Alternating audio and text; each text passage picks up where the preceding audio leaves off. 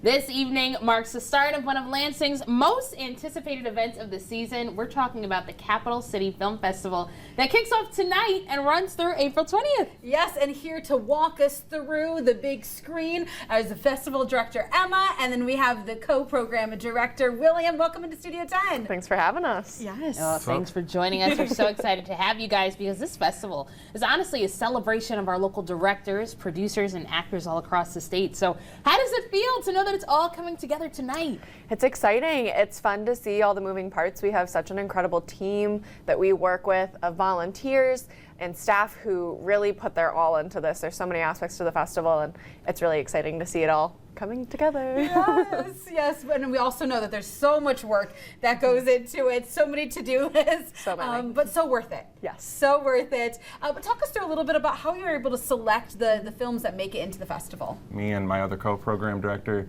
we have to filter out. We filtered out like 491 films. Oh my goodness. And we sent like half of those to the selection committee, and then they help us whittle it down, and we got like 90 films this year about. Oh my gosh, just Yeah. listening to you say that sounds like an overwhelming process, but again, it's all worth it in the end. So tell us, now that you have that selection, what kind of films and music videos and documentaries, tell us what we'll see on the big screen. I have never been able to do an experimental block, but this year I was able to get some avant-garde stuff that wasn't too avant-garde. So we have the abstract and experimental block is one of the new blocks. We have an otherworldly block, which is like supernatural stuff and sci-fi thrillers.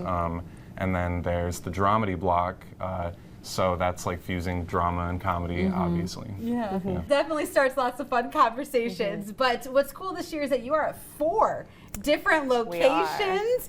So what's the best way to experience the festival since it's at different places and so many different films?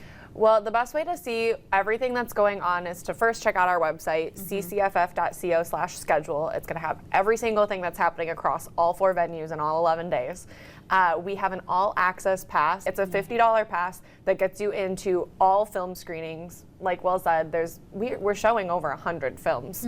And so it gets you into every screening, and it gets you into our parties, it gets you into our music events. And so for that pass, it's just such an incredible deal. You can buy individual tickets at the door when you get to events. And speaking of those parties, I have to say, Nicole and I, we did attend last year and we loved it. But again, it's a celebration on screen, but even in the room. So talk about the red carpet party, the live performances that you guys have. Yes, our red carpet premiere party this year is at the Ariold's Transportation Museum. What a fun place to have a party, and surrounded by all these beautiful cars. We'll have music all night. We have Tantai Peruvian cuisine providing appetizers. We'll have specialty cocktails. Bell's Brewery will be there doing some activation stuff. It's going to be a really fun party.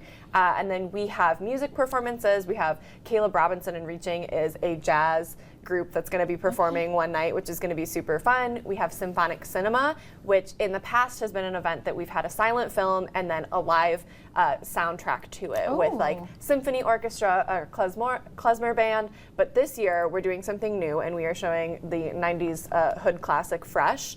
And we are going to have live soundtracking by James Garden and Tim Blackman Jr., which is going to be super fun. Well, now that we know what to expect at the Capital City Festival, if you look at your screen, here's how you can actually get there. That's right, and the fun part too is that there are so many easy ways to get to the festival, including CATA. There's routes that will take you to all 4 venues in downtown Lansing and around the area. Riders can take Route 1 as it travels along Michigan Avenue to Capitol Avenue, making it easy to travel from one venue to another along the same route. You don't have to worry about anything but to enjoy the party, and we're gonna have all that information on our website tonight to help you plan that trip. But thank you so much for all the hard work that goes into this, and of course joining us here on Studio 10. Thanks, can't wait to see you there. Yes. Can we give a round of applause? Round of applause. There we go. Fantastic.